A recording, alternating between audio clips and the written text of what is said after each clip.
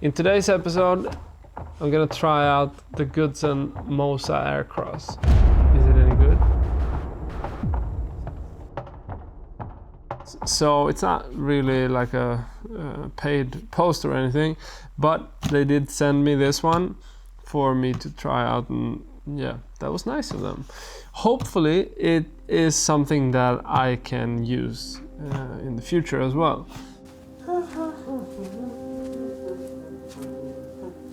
The first time I saw a vlog, I thought it was dumb. I didn't really understand why someone would watch a person talking into the camera. Hej. I still don't like it. I'm a filmmaker. I tell stories with the cinematic language of film. Okay, so how do you create cinematic lighting? Talking is the opposite of that. But 3 years ago I started vlogging. I was about to have my first kid, Tristan. At the time I just knew I wanted to document that. I didn't intend for it to become a vlog, but then I put things together. In the beginning I was trying all sorts of vlogging techniques to make it my style. I didn't want to make a vlog without having a unique thing to add to it. I tried strapping a camera to a 3-meter boom pole. I did it handheld. I did it with a Steadicam. Eventually I bought the Osmo for my X5R camera that I've been using for my Inspire drone. That's when it clicked. Okay, so the X5R, it's really amazing. You have a selfie mode. You push it 3 times, 1, 2, 3. You push it 3 times and then you get the selfie mode. I started making cinematic vlogging documentaries. In that, I discovered a style that I've grown to love. But there was one problem. I couldn't record audio because the recorder was too loud.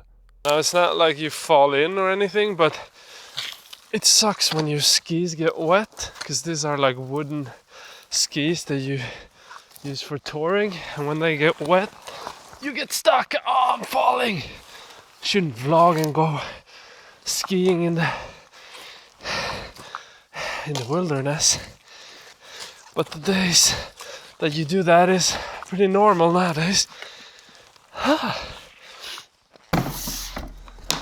Nice. Pelican case. Woo! Okay, so I don't really read the manuals. I usually try out first. Got the handle, a lot of batteries. Like pretty weird batteries, but that doesn't matter as long as it works, right? I made these tracks a couple of days ago, so I'm probably the only one that's been skiing here, except for the deer that's walked here. So vlogging has become like one of the main things that I do, and I really enjoy it, but it's something that it kind of demands a little bit different equipment than I use when I do like regular filmmaking stuff. And I've been going through iterations of like what my gear has been and all. And now I figured out that like I need different stuff for like different things, or like whatever I do, like I do different type of vlogs, and sometimes I need the big setup, which is the Ronin and the pocket cinema camera, the big vlogging setup that is. I use the Ursa as well for some stuff, but mainly I use the pocket nowadays. But I still need like tiny equipment as well. And the good thing that I saw with this one was the gimbal plate, which makes for a simple and compact solution that you don't have to re-rig all the time. And it also is so small that it can fit in my pocket. Now I'm talking to you guys and I'm on the gimbal, but then all of a sudden I might want to have it just in my pocket and pull it up to do some like quick dirty shots. Yeah, even this one can feel a little bit heavy. You gotta be switching your hands. So check this out. Right there was where I was vlogging with when I lost my iPhone last year. And like I think then I was using the Mavic a little bit, and I was using the GH5 just as it is. So I'm still using the GH5, but most of the time when I do like more tutorial vlogs, I actually shoot the most with a pocket, and then like I would mix it up with the GH5 for like pocket style shots.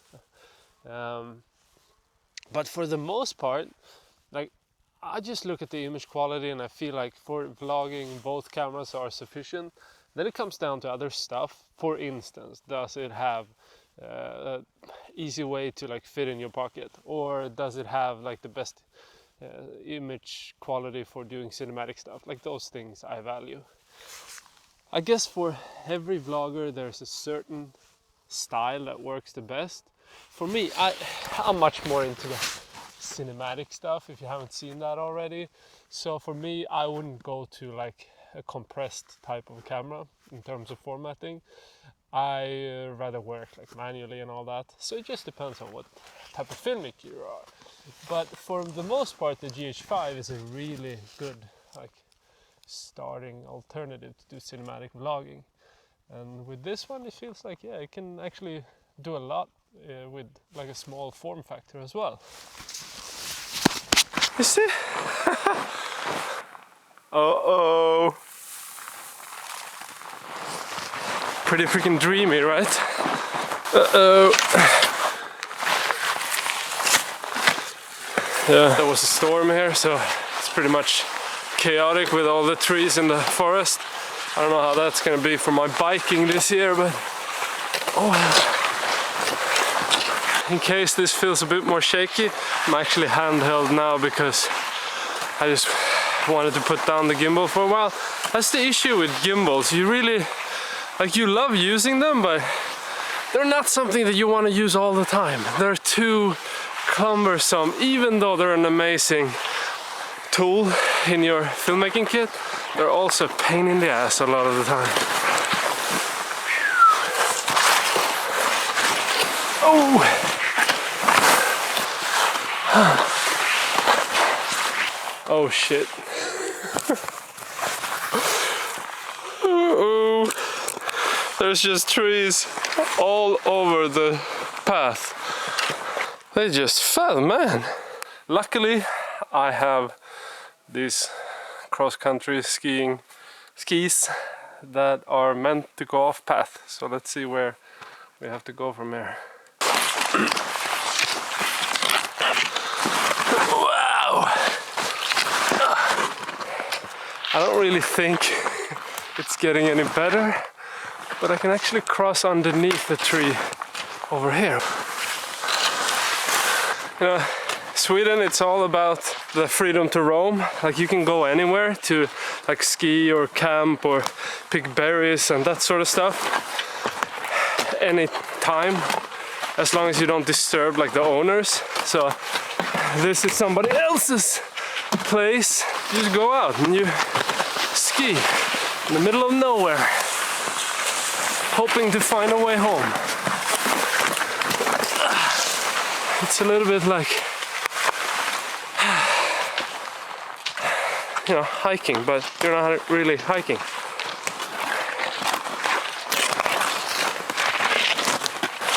Whoa!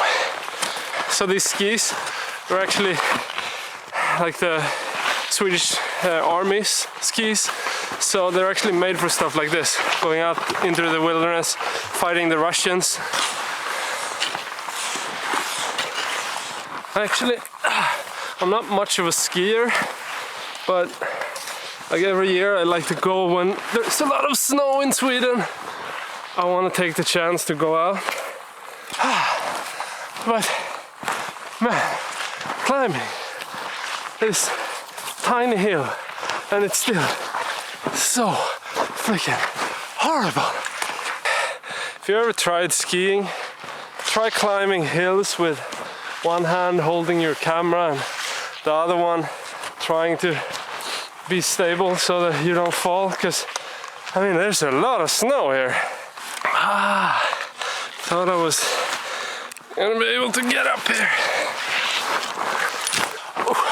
So vlogging, it's really become something that's it's adapted my filmmaking, or it's changed my filmmaking. I think about storytelling in a vlogging way now, and I think that you can actually use that to your advantage when you're trying to like communicate with an audience or immerse them into the story, because the cinematic language is all about like the perception of the story world that you're in, and I just think it's so freaking cool that you can play with that. And like the more that I evolve as a filmmaker, I think the more I will play with these things that come along in filmmaking.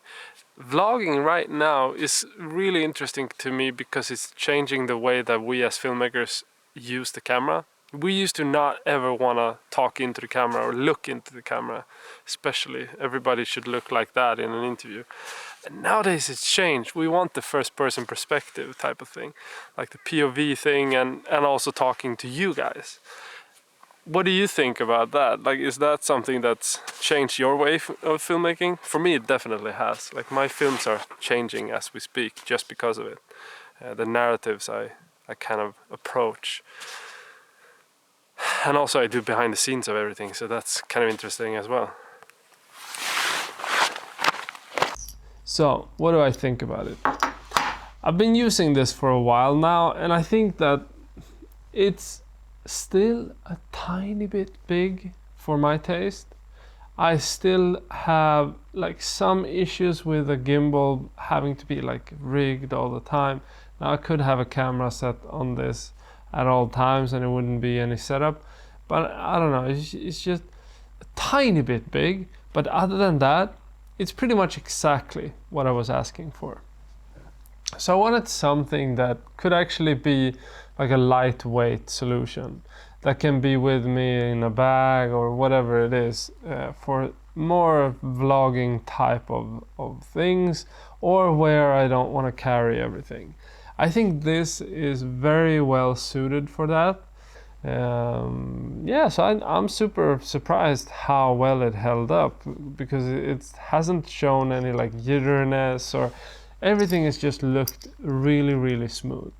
And I mean, I just put it in the backpack, I put it in my pocket, like it fits pretty much anywhere. But if I could like change one thing, it would probably be to make it a little bit smaller, or a little bit more modules so you can make it smaller. I would have loved for the handle up here, like this part, I would have loved for this to come loose, because it would make it so much easier to pack the thing. Now it's actually stuck to this, so it's all the way down here. This is where you screw it together. Kind of a bummer, but it's not a big bummer. This is just start, stop, as long as you have this cable here in the GH5. Now the GH5 is shooting me from up above, so I can't really show it. But this start, stop, and this is just a maneuver ring thingy. The only thing that I dislike, that is something that I think really has to get better, it's how you accidentally push this button here. I've pushed it so many times and it just starts off. There should be a lock of some sort, or like hold it for a longer period of time, or like double tap and then hold something that makes it a little bit more difficult to turn on by accident. Yeah, still winter. Speaking about winter, when's Game of Thrones coming back?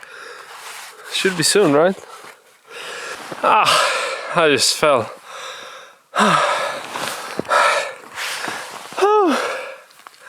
Getting tired.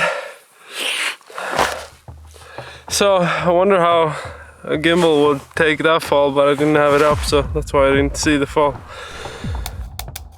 This was how I vlogged for many years, and instead of recording audio, it forced me to do sound design and voiceovers like this to make it work. It fed into my creative style. You have to set barriers for yourself as a creator. And these things come out of creative choices. This was one of those. And after a while, I was trying to streamline the production. That's why I was happy that Goodson sent me the Moza Aircross. This probably is really good for anybody that wants to have a lightweight gimbal, or for somebody starting out, it's really cheap compared to like the Ronin, for instance. But it doesn't have all the advanced features. I didn't intend it to have that, so I got really good feelings for this one when I was out shooting. It just felt like it was exactly the lightweight type of gimbal that I wanted, and it was rugged enough so it doesn't break. I was super surprised how smooth it looked.